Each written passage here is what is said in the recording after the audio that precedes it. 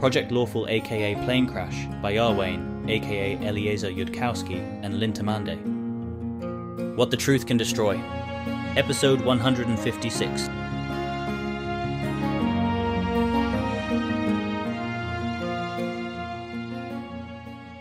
Assuming I'm reading this interplay correctly, am I allowed to ask why Keltham thinks that Asmodia is running the conspiracy? No. Why does Conspiracy Asmodia think Keltham thinks Asmodia is running the conspiracy? Answer that one relatively quickly. If that's actually Conspiracy Asmodia, asking this question will force Conspiracy Asmodia to think what ordinary Asmodia thinks conspiracy.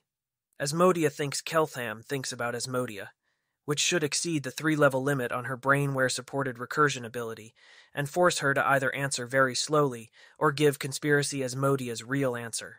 The Manohar thing was fake, and somehow I got enhanced with the ability to master law on the level where I'd need that to oppose Adath Ilani as a conspirator. Sort of hard to evaluate. It feels like the sort of very obvious answer somebody might give under heavy cognitive load. Call it 1.3x for conspiracy over ordinary, even given into account that he asked Asmodia to answer quickly, and she did. She's always feared losing her game like this, to dozens of little cuts where she can't realistically do better, if Keltham ever started really opposing them and using all his law to distinguish them. Fuck her life. If only Keltham had asked Sevar to pass that test. But there was no time to pass the question to Sevar, even if Sevar could have answered it better. Okay, wrong thought.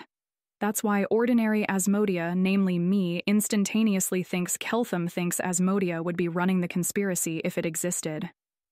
I don't think I have a good model in my head of what conspiracy Asmodia knows about Keltham that I don't. What with my, not knowing those things. They're not very distinct for ordinary Asmodia. No, but conspiracy Asmodia has to keep track of the difference, and that reduces the quality of her fast answer. It'd be nice to send somebody to Ostenzo to scry on the place, if I accept that a visit today just isn't safe, but I'm just not seeing how to get around the level of illusion spells that could be applied both there and here. Conspiracy obviously has illusion spells I can't detect with Detect Magic given their ability to evade truth spells. Is there any solution there that only uses Law of Magic that I already know and ideally can directly verify? Screes would be almost as good as in-person presence, for purposes of forcing the conspiracy to rapidly burn a limited spell supply, which is one of their constraints that's most likely to be real, on controlling a giant, freely navigable high-entropy game board. That the conspiracy faked a god war and mortal war to have an excuse to keep him in an isolated place, and never sent Keltham on any guided tours that would increase his trust level and reduce his suspicion about being isolated, implies that they are very unconfident of their ability to present him with a faked Ostenso. And do it all day is the obvious thing? Sustained concentration is very costly, and Conspiracy didn't plan spells this morning with you trying this in mind. And make people show you things that would be hard to illusion. Well, like all the dock laborers in Ostenso, or the Central Market, or the temples, where there's a lot of stuff going on, and you'd need a very good visual in order to fake it at all. I have all kinds of clever ideas around using necromancy to possess a person who's going to Ostenso, or binding a familiar and using spells to look through their eyes. But none of that's magic you're already familiar with. High Priest, could we convince Her Majesty to visit Ostenso, with Keltham under a bunch of heavy-duty anti-scrying and non-detection among her entourage? That happens sometimes, so it's not by itself likely to trigger attacks by any dragons or fae or hibernating leeches or whatever, and you don't have to double up the security between Her Majesty visiting and Keltham visiting, and even if people are hanging around in Ostenso desperately trying to learn about Project Lawful, which I'm sure they are, they won't learn much from a royal visit since, again, those happen sometimes. It'd mean Keltham couldn't go around confronting random people, which is too bad because that'd be very good at differentiating conspiracy and not, but he could at least see that Ostenso exists and is at the right tech level and wealth level and has thousands of people around who look like the Ostenso wizarding students do. Sure we could, tomorrow. If we ask for it today without anybody getting a chance to prep appropriate spells, the Queen will justifiably worry about whether we are trying to assassinate her. No, wrong thought, as people are saying around here. The Queen will worry it's an assassination plan, but could just truth spell the daylight out of everyone, particularly Keltham, about where that request came from. If she's sufficiently sure nobody managed to tag him with subtler mind control about that, it still strikes me as a bad idea. Now you're talking about exposing the Queen to whatever disaster happens around Keltham, and nobody having a chance to prep spells to defend her. This is the sort of terrible idea that gets into history books. I'm fine with tomorrow. I think we ought to let Keltham see Ostenso, but I don't actually think it's that much less evidence tomorrow compared to today. Though we could at least ask Agorian in case she happens to have her staff have the spells prepared for a safe excursion, all the time anyway, during wartime or something. Is there such a thing as an all-day scry? I think I remember seeing 2 minutes per caster circle. Greater scrying, 2 hours per caster circle, 7th circle, but I bet Cheliax does have someone who prepared it today because it's a pretty essential military operations spell. Those spells will in fact be needed for essential military operations, but there will certainly be a greater scrying scroll or item available for military emergencies. It'll run about 2,000 GP. Keltham winces and then ruthlessly crushes the qualm. Well, don't rush off to replace it because spell-silvered ink is going to get a lot cheaper over the next month. Talk to me about how Greater Scry works. Is there any obvious way for me to talk through it? Can it follow around a viewpoint character, even if they do a teleport? How does that all work? Scrying follows a person up to a fairly fast speed of travel, but can't teleport with them. If you wanted to have someone go look at Ostenso, I'd suggest they just ride there from here on a horse while you watch on a scry. Detect magic and message work through a Greater Scry, so you could talk to them and also see if they were casting any spells or if any magic was operating around them, though I assume the conspiracy can fake that. We can't have somebody teleport to Ostenso and then scry them. He obviously wouldn't pick Ostenso. There's no reason to stay inside the Atolman's protected zone if he's not traveling there. Well, now the mind-reading conspiracy knows that too. Internal sigh. Okay, he's not going to think explicitly about likelihoods on Ordinary, and conspiracy claiming that scry doesn't work on targets who teleported somewhere far away. You're supposed to do it in advance, sure, but you're also not supposed to let them read your mind about it by doing it in advance. Sure, you could do that, though then you don't know where they really are. He has only our word that a Greater Scry can't follow through a teleport, and covering up that with an illusion of somebody horseback riding does not sound hard. It obviously can't follow through a teleport because the tricky part of the scaffold is the scrying sensor you're projecting, which behaves as a physical object at some distance from the target on the other end. If you wanted it to follow through a teleport, you'd need the sensor to be physically continuous with the subject. Sorry, Keltham, I don't expect you to believe that. I'm just going to find the day very unpleasant if I have to treat all magic as an ineffable black box we can only learn about by asking questions of hostile entities. That's one of the actual reasons why Asmodia was augmented to run the conspiracy once they found out about Law of Probability. Asmodia is good specifically at perspective taking on ignorance and model checking. Sustaining a major image for an extended period, it was mentally taxing, but that spell has a long range, so I don't see how I prevent somebody from staying out of range of any detection. Means I have, and just modifying what the scry shows. I'd be trying to find an inconsistency in whatever they were showing me, and while I do know some things they wouldn't, I'm still very ignorant of Golarion. And he can't think in advance of what those inconsistencies might be, because he's up against mind readers. Still, the more time they have to prepare, the worse. He can't visit Ostenso today. 3. 1 for conspiracy. No, they claimed he'd be able to visit it tomorrow. That's more like 2, 1, or even 1.5, 1, depending on how vast and complicated the place actually looks, tomorrow. Of course, that's assuming the real plan isn't for them to prep spells tomorrow for bringing out the high amperage batteries on mind control, which is expensive enough that they didn't want to do it before now, when they could always do it later, and only if required. He should keep an eye out for other signs that they want to delay him only until tomorrow morning. Is it possible for me to decide a target at the last minute, and then somebody teleports there and the Greater Scry spell finishes focusing on them once they're there? Asmodia wants to say something about how Conspiracy Asmodia should be sent there, where she can't secretly run her game against Keltham too. It would give Alter Asmodia a chance to also say she might really be rationalizing the whole thing and really wanted to go look at exotic places. But Asmodia is not sure Alter Asmodia truly has the same thought, and by now Alter Asmodia is probably taking this pretty seriously. That works fine. If I have a thought that you will learn more from if you think of it rather than me suggesting it, but that would require the High Priest doing something in advance, so it does work out. If you do think of it, would you prefer I pass him a note, or just say it, or do nothing? Because if I think of it, it was more narrowly determined than if you suggested it to me. Sure, pass him a note. Yes, that's right. And she writes out, the person you send off to teleport should be world-wound cleared and have live clearances for the Nidal front in case he orders them to either of those places, and hands the note to Mayol. Should I look at that so I don't say it to Keltham? Nothing obvious is coming to my own mind for what could be written there. I think sure, if you want. She will. Oh, Interesting implied hypothesis about what Keltham would be thinking. This is a good idea, Keltham. You should try harder than I did to have a good idea. Let me know if I should not have said it that way, and I'll update.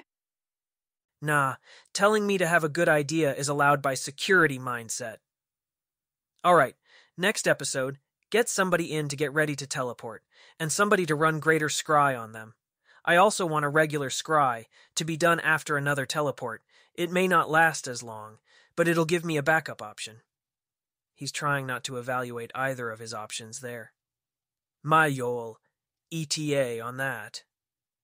Also, same trip, I request a scroll of whatever Carissa used to detect my intelligence as 18 at the World Wound. If you're willing to pay for them, I can send a messenger immediately, and they can teleport back with the scrolls in 5 to 10 minutes.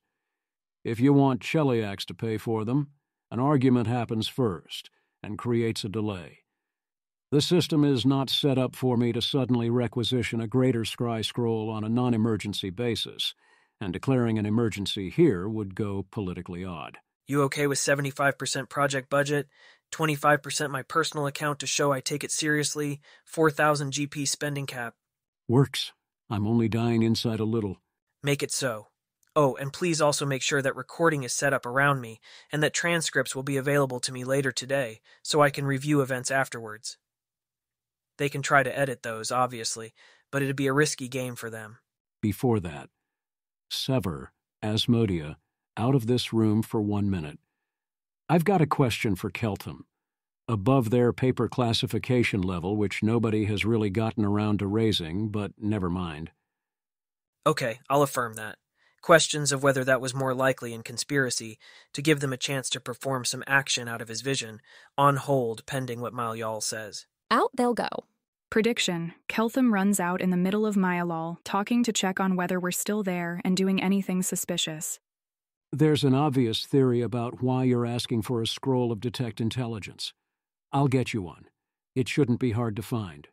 The spell Sivar cast is second circle, not third circle, and is one of a class of spells useful for detecting things that might be trying to hide from you.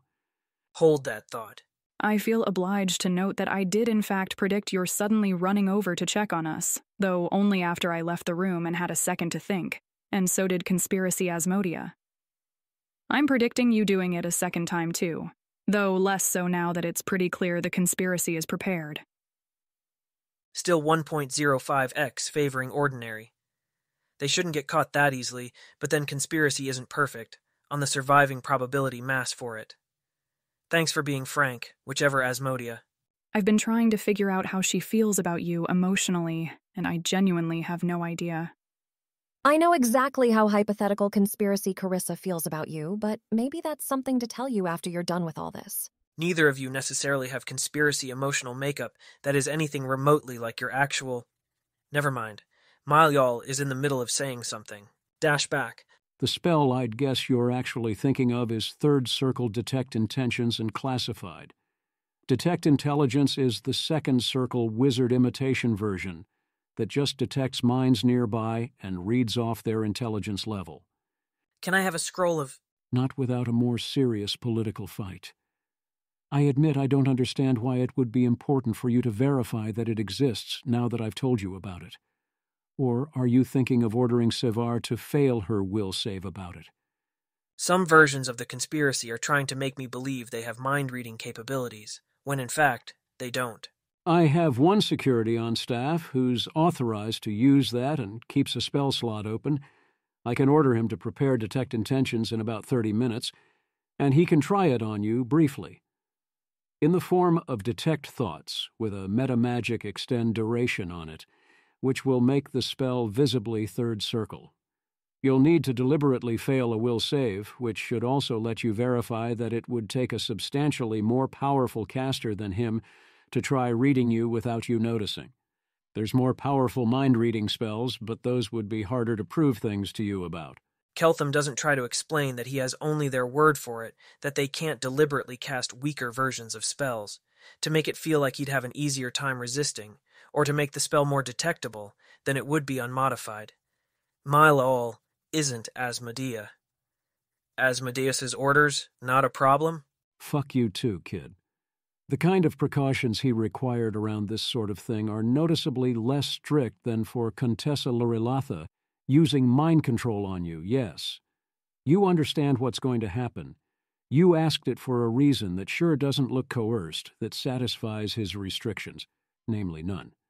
Is not done lightly to lie about what Asmodeus has commanded regarding someone, and what impinges on his honor one does not lie about at all. But misleading truths are in his nature and reputation already. Okay, let's do that. Them having a totally innocuous Detect Intelligence spell they can exhibit to him undoes some of the earlier updates that formed his previous prior about conspiracy, around 3x worth of it, if real. Carissa, according to you, is it usually possible to take a spell that'd ordinarily be powerful and cast it in a weaker way that would deceive somebody about how easy it was to make their save against that? Huh? You know, I've never heard of anyone doing that, but it's got to be possible in theory, because dumber wizards generally have easier saves, and if nothing else, you could curse yourself to prepare and cast the spell while substantially stupider, and given that that would work, it's presumably possible to figure out what the dumber wizards are doing wrong and do it wrong on purpose. Though I think that'd be harder than it sounds, because we're talking about muscle memory, right? Trained instincts for how to build a spell. It also wouldn't work if the target had substantial experience with spells because they could just notice the spell seemed sloppy. Well, at least they're doing a good job of pretending that Ferrer isn't as good at perspective-taking of ignorance as Asmodea, and that the different branches of conspiracy aren't in ongoing communication. New, obviously magical earrings, Carissa. He performs detect magic as he speaks. Present I made you. Or made myself for you. I finished them up yesterday. They cast Gaius on the wearer, the Sixth Circle magical command spell. I thought it'd be fun.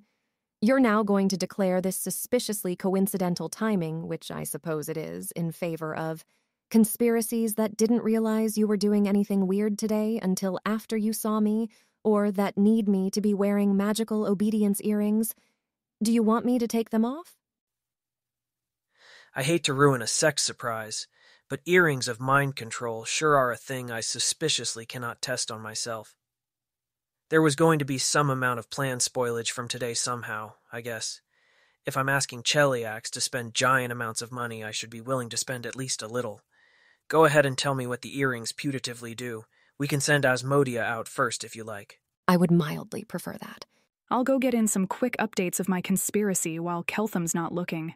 He'll never think to suddenly check on me if I say that I've thought of that, causing him to think it's a waste of time. Thank you, Sevar. Your plot to cause Keltham to give me these crucial 2 minutes by forging magical earrings will not be wasted. Changed my mind. I would prefer Asmodea staying to Keltham dashing out to check on her in the middle of me explaining my sex toy. Actually, I will close my eyes and stick my fingers in my ears and hum to myself while you talk quietly. That works if it's not classified information. She suits actions to words and rests her brain while she hums. It's the most stressful day of her second life, and she'd still take it over any day of her entire first life.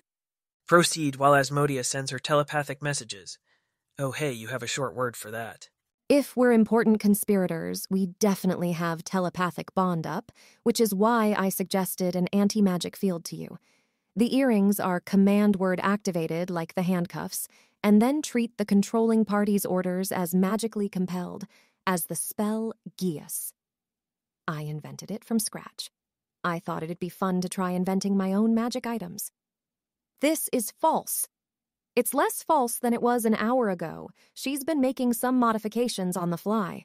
If she gets enough undistracted time, then by evening it will probably be true. It means the earrings succeed at their original concept, but are less obviously targeted at that.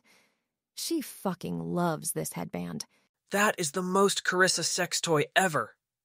I'll try it out sometime when I won't have to wonder if the effect is real. It doesn't even occur to him to activate the supposed effect on Carissa and question her. The conspiracy wouldn't make earrings like that, if that would work for him. Tragic. They could have had a sexy interrogation scene. You okay with rephrase? This is your brief chance to argue me out of my holding onto those earrings, just in case they're vital conspiracy maintenance equipment. Go ahead. However, later, once this is over, you have to be very impressed with me about them, or I won't invent any ludicrously expensive magic sex toy surprises for you again. I doubt I can properly appreciate it until I've got better spellcraft. But I'll be duly impressed that you're probably not supposed to be able to make 6th circle items at 4th circle, that you got access to what sounds like heavily forbidden mind control magic for purposes of a sex game, and with your general pervertedness levels. If I'm holding the earrings, does the effect apply to me? No! I'd have warned you. Also, you can simply not say, message equestrian pumpkins, which isn't really the kind of thing people say much by accident. This sequence of events seems predictable, maybe too predictable. There could be rules about how he has to accept the bearer controlling mind control magic item voluntarily or knowingly. They could be suspicious that his spellcraft has advanced enough to recognize what a mind control item looks like.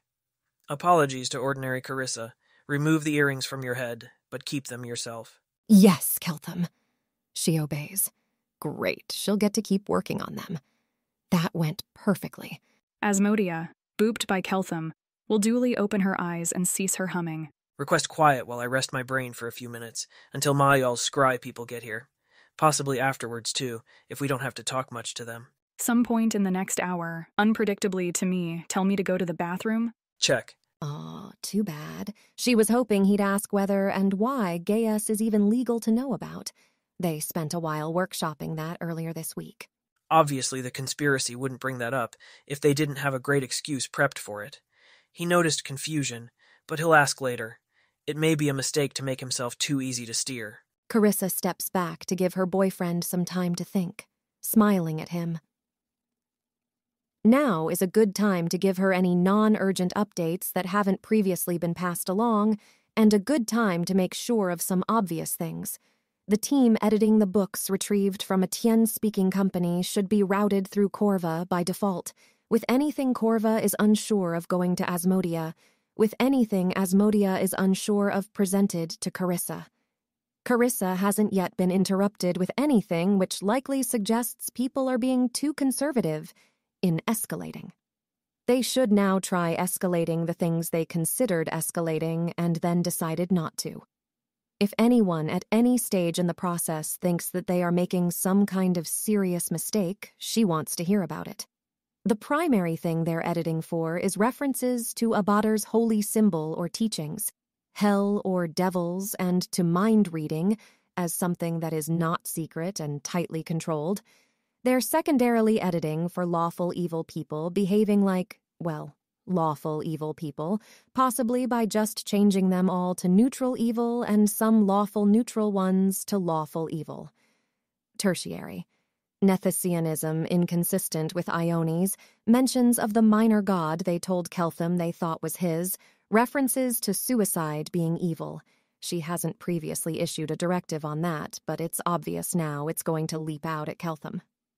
Suicide in Alter Golarion is discouraged by good churches, but is not categorically evil. Keltham's leaving Ione out of his investigation, apparently because he suspects she might be an innocent dragged into all this. That makes her a promising person for the false escape plan if she's in fact not going to betray them for Nethys. Carissa wants a mind reader on Ione full-time, and if she seems reliable, they should start making modifications to Plan #18 or #33. Keltham might want to scry Peranza in Hell. Someone should tell Hell that if that happens, Peranza needs to be peacefully asleep in non-appalling surroundings. Keltham might want to scry Hell in general, might ask for a list of devils and then ask to scry them, or ask to scry the devil Carissa supposedly sold her soul to. Hell should be asked for a list of devils safe for Keltham to scry. Keltham might want to scry the front lines of the war. Carissa wants a specific location for them to drop in unidentified in advance and the surrounding units briefed. Keltham might want to scry the world wound, same DE. That's an obvious endgame for Good's baffling seizure of a fortress at the world wound, actually. A natural direction for Keltham's skepticism to turn at this point is whether any of the emergencies that purportedly necessitated his relocation to Cheliax and then to this fortress were real. The world wound is real, and normally Cheliax would be happy to show it to him. But Good is playing some kind of fucking game there now, and that means it's dangerous to let Keltham look closely, unless that's just what Good wants them to think. Carissa requires the most up-to-date summary of that situation immediately, and presumably the other fortresses are now being checked very extensively. If there's one Cheliax is confident in, then the teleporter should, asked to go somewhere, go there. Alternately, Keltham might ask Carissa to name a former colleague to scry, or to name 5 so he can pick one. She'd like 5 names, in case he does that, who have been at least minimally briefed. A quite good outcome is if Keltham ends up focusing most of his testing today on his theory that the Kuthite War and the God War and maybe the World Wound are shams set up to scare him into staying in the fortress. Carissa is hoping he'll think to ask for detailed records of troop deployments, logistics, and casualties for the Kuthite War. They have those, and they'll add up in all the right ways, though Keltham might not know enough about war to recognize that. He's not likely to ask for Kuthites to talk to because the conspiracy that made up Nidal entirely will presumably horribly scarify some people to show him. It seems to Carissa, and she'd like this disseminated to everyone on staff, that this is winnable. Not easy to win, not necessarily in their favor, but far from hopeless. There are many possible conspiracies, Keltham doesn't know where to look, and he gave them a lot of time to prepare. Cheliax is smarter than Keltham imagined, more ruthless, more determined, and Cheliax's obedience to Asmodeus is not something he is even prepared to look for. It is so far outside what he can understand. Those project staff with no role in the current activities, but whose assistance might be needed later, should rest, reread their notes, and try to avoid spending all their adrenaline before they enter the field of battle. Those project staff who are not necessary to today's activities should pray that Asmodeus's will be done here. "She's not lying enough," Abigail says out loud to Aspexia. "No security will hear them. Neither of them trusts security around a weakened queen. She's volunteering too much truth. She should not have told him that an inch of iron blocks divination. It would be ruinous if he believed that truth and made a helmet for himself. Her lies don't need to stand up forever, just for one day." Correct me if I err in my understanding of tropes, but if you tell Sever that, even by proxy, such that it doesn't seem like her queen's command, then the next lie she tells will be the one that Keltham catches. "Yes, I know." Keltham is not able to truly rest. He has too much to not think about, if the conspiracy is reading his mind, including ideas by which Right Broom should kill him immediately, followed by everybody else in this installation who might have been in the telepathic loop. He needs to run through all this faster than he'd planned. He will exhaust himself too quickly at this rate. He really wishes he hadn't gotten those early indicators of mind reading. Conspiracy. Keltham remembers to himself some videos he's seen over and over. It's the closest he can come to clearing his mind, and it isn't all that restful. If it's all right with you, I'm going to write down some ideas I came up with, then rejected, which it'd be better for you to think of yourself. Go ahead. Great. Now he's thought it. The mind reading. Conspiracy knows it, and he might as well say it out loud to her.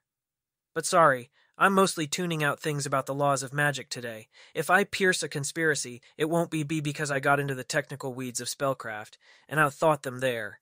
It'll be because I managed to move the fight to my own home ground, which I am presently trying not to think any details about, so don't ask how. Makes sense. They weren't spellcraft ideas. I do realize you'd be an idiot to trust me about that.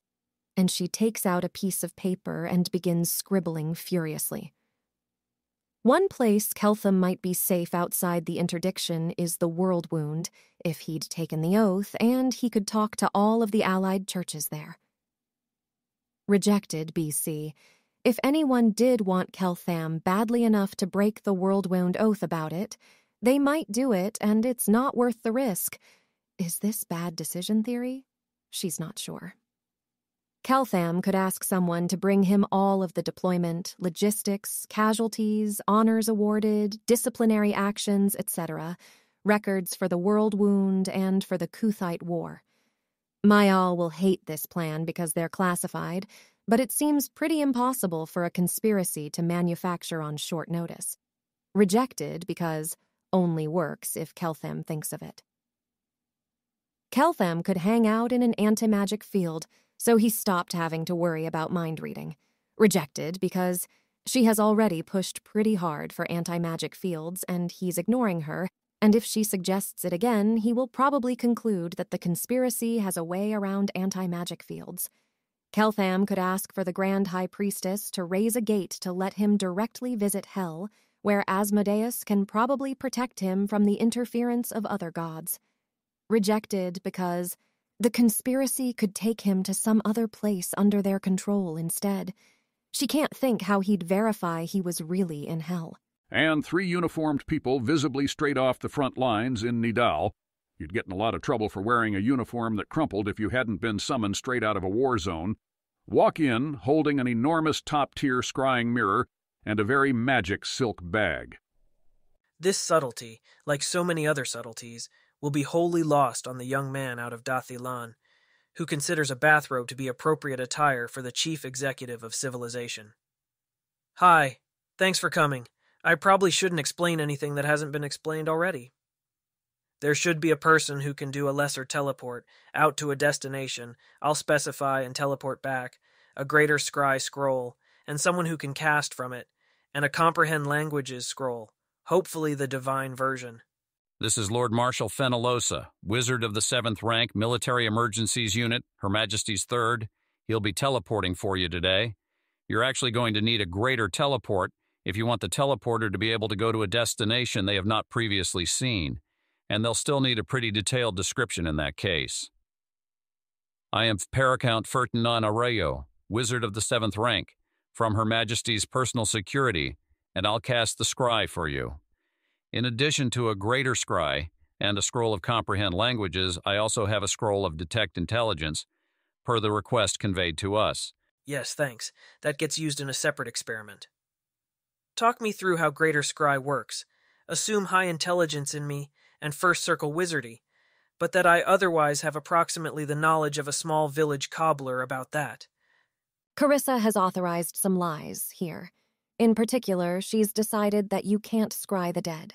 Keltham knows you can communicate with them, with a sending or similar, but hasn't been told you can observe them, and it's not the kind of thing one would naively expect to be true. Sure, says Arroyo. Scry is a 4th circle spell with a 1-hour casting time that creates, in a scrying mirror or a still pool of water, an image of a single target and their immediate surroundings, as viewed from a vantage point above their head. The target can, with an act of will, resist being scryed, in which case the scry can fail. They could also put up powerful magic on their surroundings, which prevent a scrying sensor from forming in their vicinity, in which case the scry would fail. If the target is dead, the scry will also fail.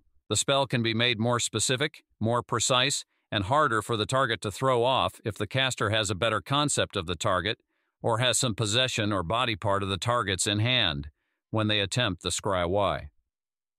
Cantrips such as Detect Magic sometimes work through a Scry Y, but they require extra finesse to manage and will fail if the scry is of low magical quality. It lasts about 2 minutes per caster circle. Greater Scry is a 7th circle spell with a 1-round casting time that does the same thing, except the scry is of higher magical quality, and it's easier to get cantrips to function through it, and it lasts about 2 hours per caster circle. Is there a standard way of allowing the scryer to get a wider view with a cooperative target? Oh, shoot. Keltham was unable to stop himself from thinking of the obvious solution about carrying around a mirror that would reflect the surroundings. Plausibly, be slightly harder to fake in an illusion, too, though really a curved mirror would be best for that. He could look in closely to see if the curved mirror had the right kind of distortions, as might be hard for an illusion spell to fake if they weren't just casting a veridical curved mirror. Keltham had wanted to avoid thinking of that, if possible, to see if the conspiracy would tell him about it or not.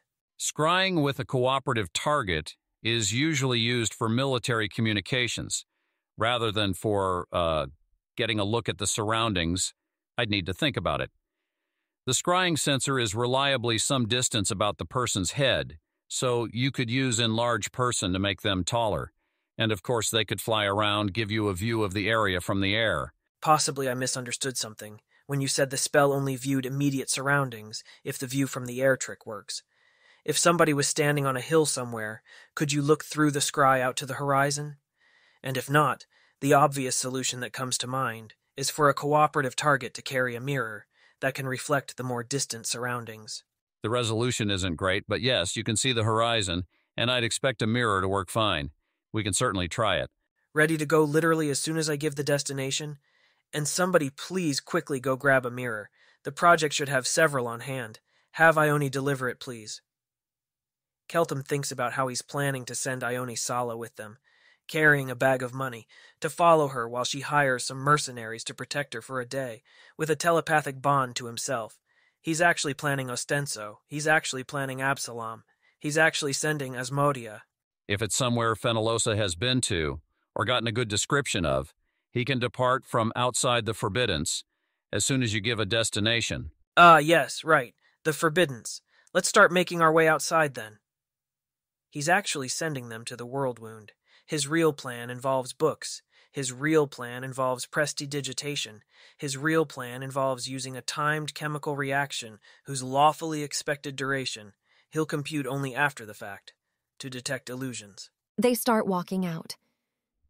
Do you happen to know if the 11th's been redeployed?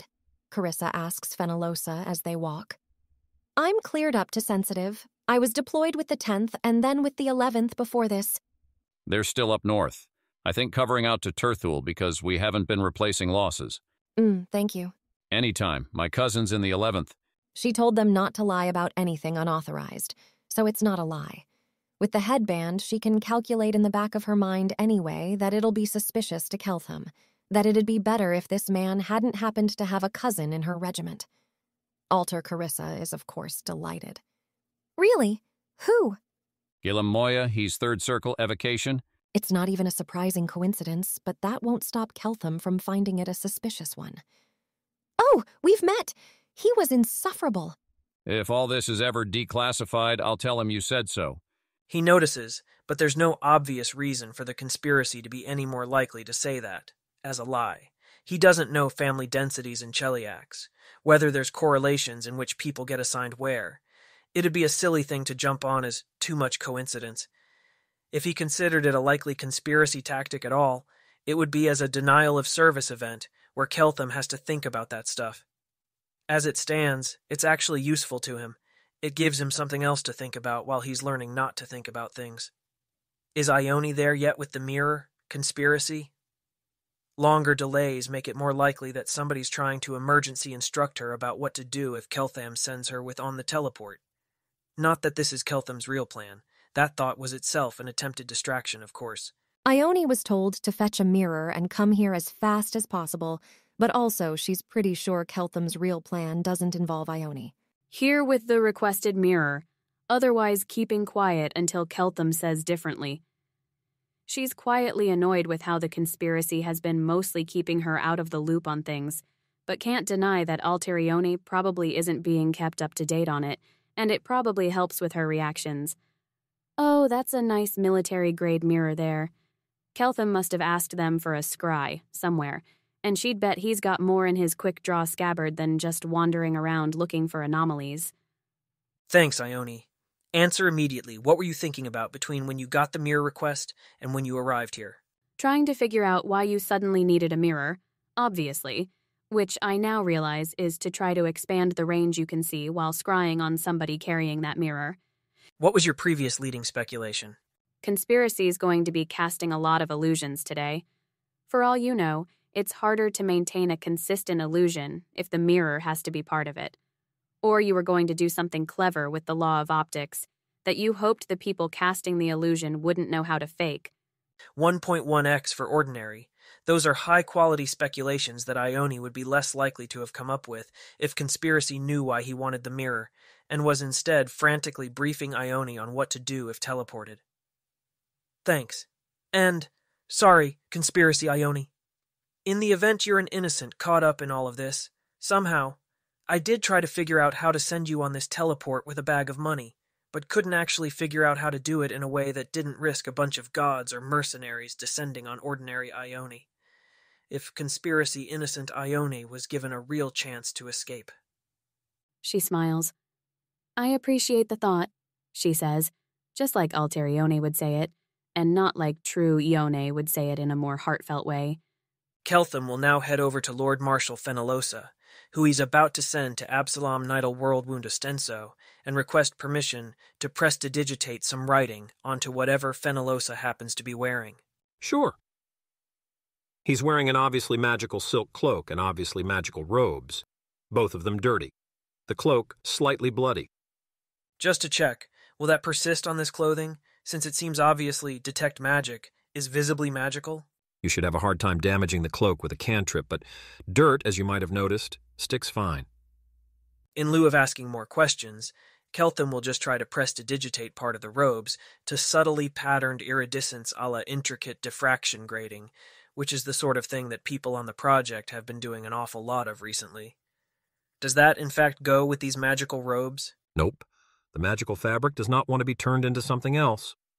Sorry about this, but I need you to wear, different robes over these robes, or a shirt, or something else I can prestidigitate. The amount of focus that it takes Keltham to converse about this is sufficient that his thoughts slip.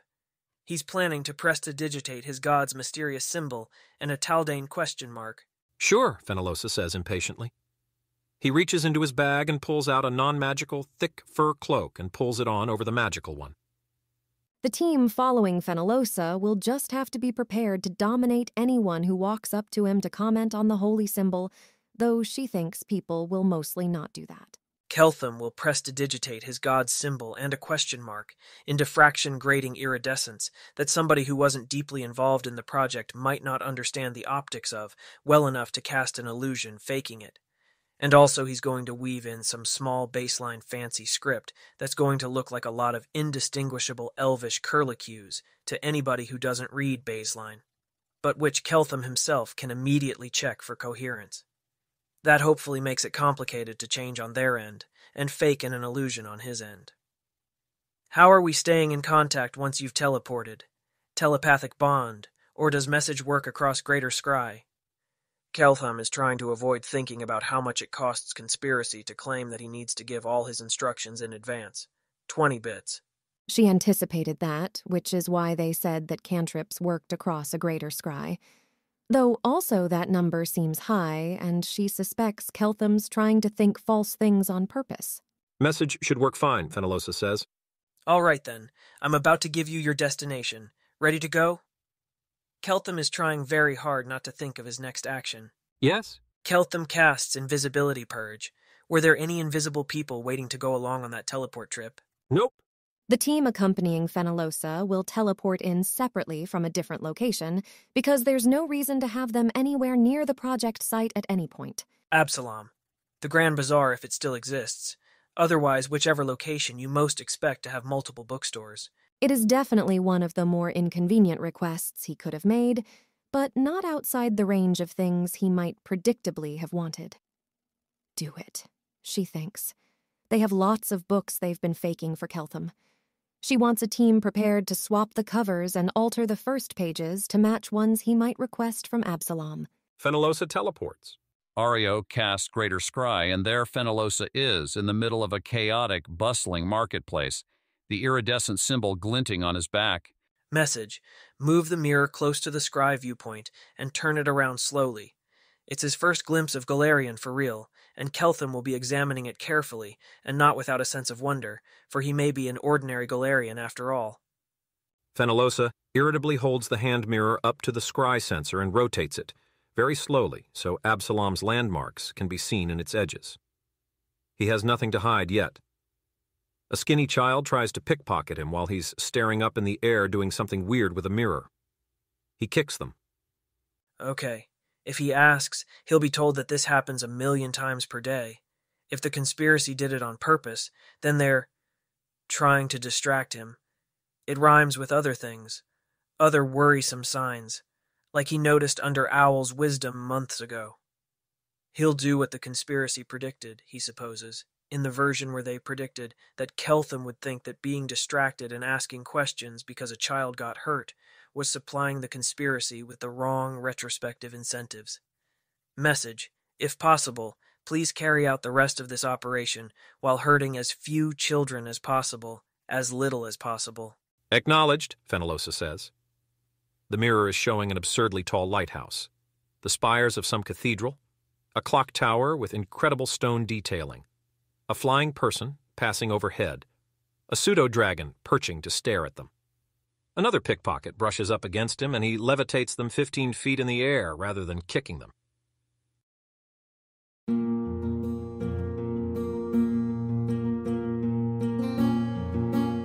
If you wish to support this AI reading and others like it, please visit patreon.com/AskWhoCastsAI. Any help is appreciated. And thank you to executive producer John Doe 7776059